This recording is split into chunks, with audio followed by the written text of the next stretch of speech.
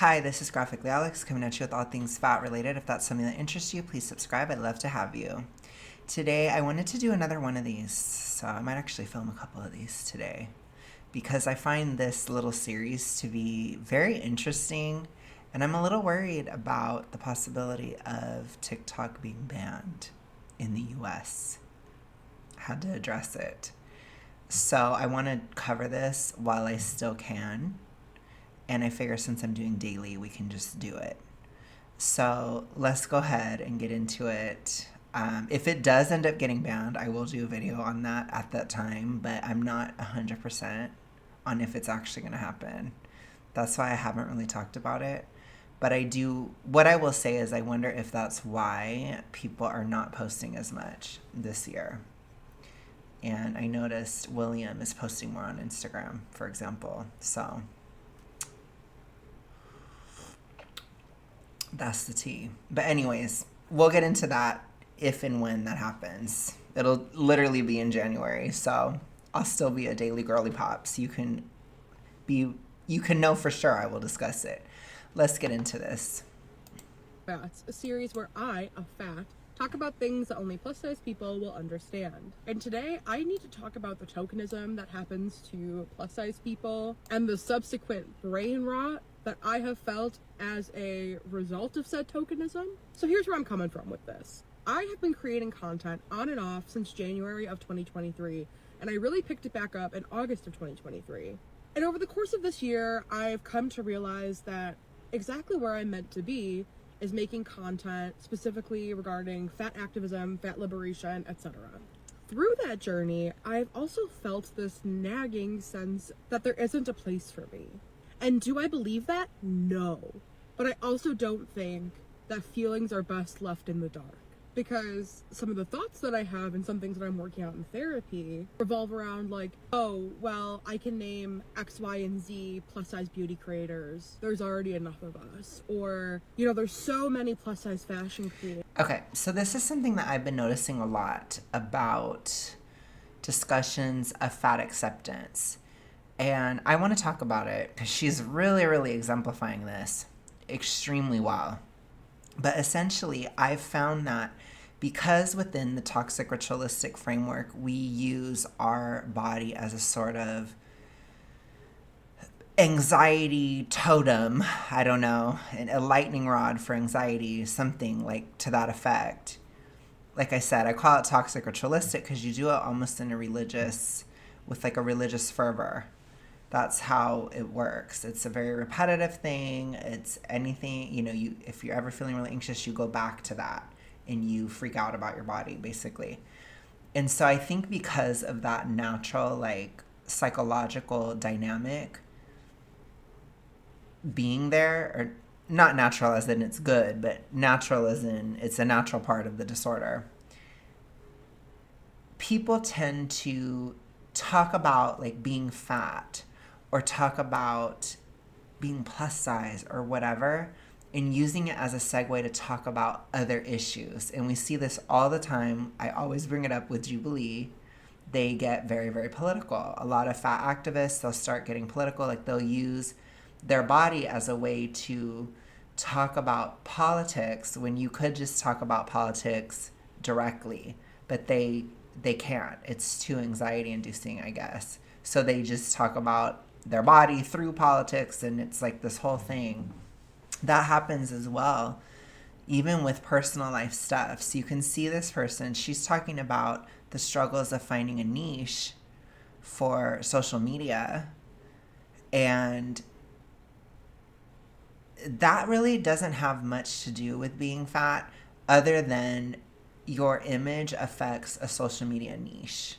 So it is a part of, like, your branding, your personal branding of your channel or whatever it is that you're doing. That's true. I've talked about it a few times. As I've lost weight, there have been certain times where it's easier to brand a certain phase of weight loss or weight that I'm in, and certain times where it's more difficult to brand or to get attention or noticed or whatever. Literally citing it as visibility on this channel, because the reason I say it that way is because I don't have, like, the super rizzy vibe. And I haven't changed all that much. So what's changing is just my body. So I can kind of bring that in and be like, okay, like if this is happening to you, that could be part of it. But I still think like having a charisma would probably be enough to like shift things a bit, you know? Like you're not going to be as duffed, for example, if you're extroverted, which I try to like bring in all these other factors because it's still just one piece of a puzzle. And I think that so many people, they cannot handle the idea that it's one piece of a puzzle. When I talk about like, well, they make everything about being fat, it doesn't mean that nothing is ever about being fat. Like when I talked about her video yesterday, some of you guys were like, well, you know, a lot it's different for women. A lot of women, they're always made fun of for their size. And I said, and I'm like, first of all, that isn't true. I know so many thin women that have been bullied. I know so many thin women who have been bullied for other reasons that have nothing to do with their size. Like, just, I have so many experiences through high school, junior high, etc. Like, friends roasting other girlfriends roasting other girlfriends and all this stuff. Like, crazy. That when it has nothing to do with size. Like, it is so dumb to say that. And I don't mean that to say that you're dumb. I'm saying it is like that kind of toxic ritualistic view. Like you're making it the sole focus. However, a lot of times when people that struggle with these issues hear me say that, they're interpreting it as me saying people are never made fun of for their size. That's not true. That is definitely not true. I'm just trying to say, remember to deprioritize it in your mind. Because if it is the most important thing to you in your head and it's the top thing you go to every single time, there is a pathology there. That is mental illness. That is not normal. Because being made fun of for your body size is not somehow more important than being made fun of for your nose or your taste or the guy you like or anything. You know, it could even be like you dye your hair blonde and your friends don't think it looks good on you. You know what I'm saying? It's like it's not any more important than any of that. It's like, and there can be very vicious bullying that has nothing to do with body size. So it's like I want you guys to understand, like when you're trying to tell me that women are never bullied if they're thin, or that all women are only bullied because of their size, that is pathological. And I think that that has to be explored because it's not true. It just isn't true. And I think a lot of times people will use body issues as that sort of way to talk about like maybe their issues with gender or their issues with being a woman or their issues with whatever, you know, like I said, politics or being a content creator, any of it. People do it a lot. I try really hard on this channel to make sure that it's mostly about the issue of fatness because that's what I feel like is not ever really happening. People are not usually actually talking about the issue of fatness. Again, I'm not talking about anti-FA in general. That's not all what I'm saying. I'm just saying like within general media or general conversations, it's like they talk about it, but it ends up being something different. It's not like it's just, it's difficult. And I've noticed it a lot. And I feel like that's what she's doing right now. She's talking about the struggles of being a content creator, which is not related to being fat. Like I said, I have related it to being fat on my channel, but it's because my channel specifically has to do with it. But it has nothing to do with my decision to do this activism or anything. No. There are reasons why I chose it, but it's more like, you know, activistic and whatever. It's more about the cause, so to speak. And it just ended up being the most important cause to me. And I felt like I was in a unique position because I had experience on the internet because I had a different type of view of certain things, or I view things more deeply as an introvert, which again, I'm not trying to be like super flexy about it, but I'm just saying when you're introverted, you tend to like really dive deep on stuff. So it's like I'm introverted, I can do the deep dive, I have YouTube experience, like I had done a lot of other stuff on YouTube where I had done things before. I'd gotten massive hate, I'd done all the stuff, I dealt with it before, so I had experience, period. So it was like, I can do things publicly because I've done this stuff before. And I'm currently going to be losing weight in my life. So it's the perfect time to launch my activism because I can lose the weight publicly in real time in a way that a lot of people would not be able to stomach. And I have described some of the struggles of it because it is difficult. I understand why most people don't do it. It's hard. But again, it's something that I specifically could do so that I could specifically show in real time somebody going from a very big size to thin and show that it is indeed possible. Because in a lot of super morbidly obese people's minds, they cannot bridge that gap. They only see people who have already lost the weight. And so it doesn't show in their brain. And I wanted to have that and have that record online so I can always refer to it years down the line, essentially. So it was a decision that is somewhat body-based, but you can see it's actually relevant, I guess, in a way that I think a lot of people, they talk about it when it isn't necessarily that relevant. So anyways, that was a long rant, but it's just something I've been feeling for a long time. So I just wanted to say it. And she just touched on that. So let's see what else she has to say. Creators. Who needs another plus size person talking about travel? And here comes in the tokenism and the brain rot.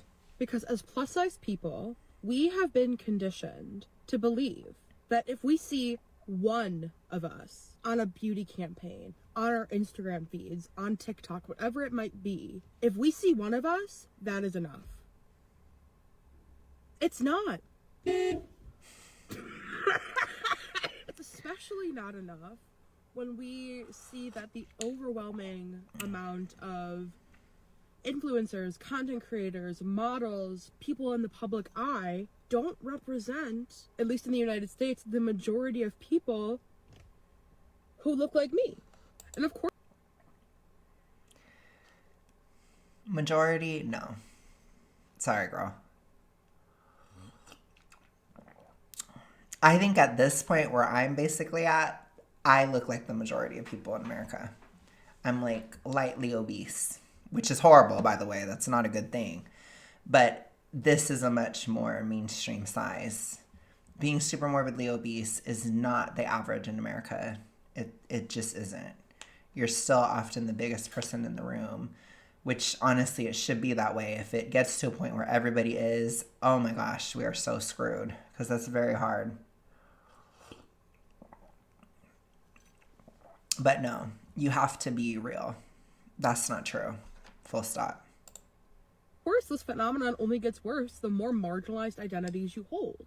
You're anything that doesn't fit Eurocentric beauty and social standards. It is that much more easy to find yourself in a place where, after pining, wishing, hoping that you would see yourself represented in some way that was meaningful to you, that when you finally see it, it is so awe-striking. Oh, well, that's it. Like, it's here. And yes, that's something to be celebrated, especially when people who are friends, our peers, our community members are being lifted up in that way. That is something to celebrate. But as they get lifted up, we need to be making more room. And I have to constantly tell myself that there is space for me. I'm allowed to dream of the day when I get to model in a beauty campaign and it's all plus size people. And because of all the ways we've been trained to see that these, singular one-off representations.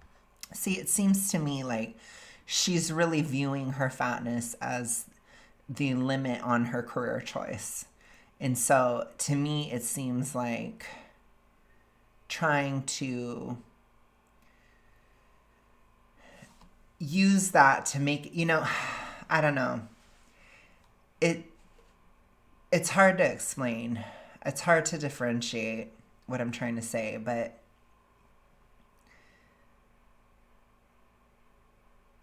I guess what I'm trying to say is you wouldn't think of it as I want to be a fat model. You would just think I want to be a model. And then you would try for that. That's it. It's like if you were going about it in a non-pathological way. Because you shouldn't be identifying with it that much. It's what if you're not fat anymore? Then you're not going to be a model anymore? You see? That's how a lot of these people think. And it's really hard for them. And the only reason why I bring it up is because it makes it impossible to lose weight. That kind of mental attachment to being fat is not only toxically ritualistic, but it makes it basically impossible on a mental level to ever get out. And if you do get out, it also creates a huge social cost to you and backlash and cancellations and these types of things because you're making it so specifically a part of your brand. I never did that. I always have been real with you guys in the sense that I am losing the weight, period. And I'm doing it publicly, specifically for activistic purposes to show that it is possible in real time, which is something I have not seen and something that I myself was uniquely capable of doing at this time of my life, at this juncture, at this moment, with the experience I have, with the way that my lifestyle is, with the personality that I was born with. All of it combined led me to this moment. And that's why I'm doing it. Also, the experiences I had over 2020 definitely changed my life. And so for me, it's like, that's how I'm here. But you see, there's no need for me to stay fat. There is zero incentive for me to stay fat as a creator, which is how you want it to be. You don't ever want to identify with it to that extent. It isn't a good thing. It just isn't. And why isn't it a good thing, Alex? Because you're not going to lose with that mindset. It's a not losing mindset. You will not get out. It's a trap. And I see this a lot with a lot of plus size models and a lot of this type of stuff. They struggle. The thing with Lizzo is she's a singer. She's still a singer, regardless of how much she weighs. She can still be a singer. She has a talent. If that's all you got is being fat, I'm sorry. That's not good. That's creating an incentive to keep you that way forever. And again, I would say you're more so tokenizing yourself in that case. You're putting yourself in a box as a creator, which I would not suggest. I wouldn't. I will always support people who do turn or shift when they are a fat acceptance creator and they see the light, so to speak. They come to a realization. I get it. I try to have grace. I think we all have grace for people that see the light, so to speak, usually because of a health scare. That's the most common reason why. But they face backlash. They face a lot of barriers and issues that most people wouldn't face in that circumstance because of the very tokenization that she herself is doing to herself. This is a very, very bad idea. This is dangerous. You see this with mukbangers. It's toxically ritualistic, babe, because it creates a non-physical reason to continue to eat the way that you're eating. That is toxic ritualistic. It's not good at all. And we do see this on the other end too with Eugenia Cooney. So it's pure toxic ritualistic, babe. Be very careful as a creator. Most of you guys are not creators. But if it's something that you're considering, make sure that you don't base it on this type of thing. Just don't. Make sure it's something that is, if you're going to base it on an aspect of identity, make sure that it is it's not a mutable thing that can change. Obviously, that can be different when it comes to like beliefs and stuff, like politics or religion or whatever, but that can kind of shift. But you'll face backlash, but that's like a whole other thing, and that's fine. But when I'm talking about like you yourself, it's like if you want to make a channel about being a woman, you're probably always going to be a woman. You know what I'm saying? Think of it that way. So that's a safer bet than fatness. It's just not a safe bet. Because fatness, regardless of what they want to admit, it's something that has to be maintained. And it's not good. It's not a good maintenance. It's bad. So eventually the cost of that weight, it gets heavier and heavier the older you get and the longer you go, and you're not setting yourself up for longevity as a creator. I'm just saying that to this person. So don't tokenize yourself using weight. It's not a good idea. It's something that I did consider long ago, but thank God I didn't do that, because that would have been horrible. Which, what did I consider? I considered doing mukbangs because I was bingeing so bad. I was like, well, why don't I try to monetize it? Which is horrible. Thank God that never happened. I would be in a horrible position if I did that. So thank God I didn't. Thank God. Because I think even deep down I was like that's creating this very toxic incentive. And that's essentially what this is. So just saying, you guys, with that, I'm going to go ahead and go. I'll see you tomorrow. Have a good rest of your day, night, etc. It's just food for thought. But don't tokenize yourself using fatness. That's my advice. I'm going to film another one right now. See you guys tomorrow. Bye.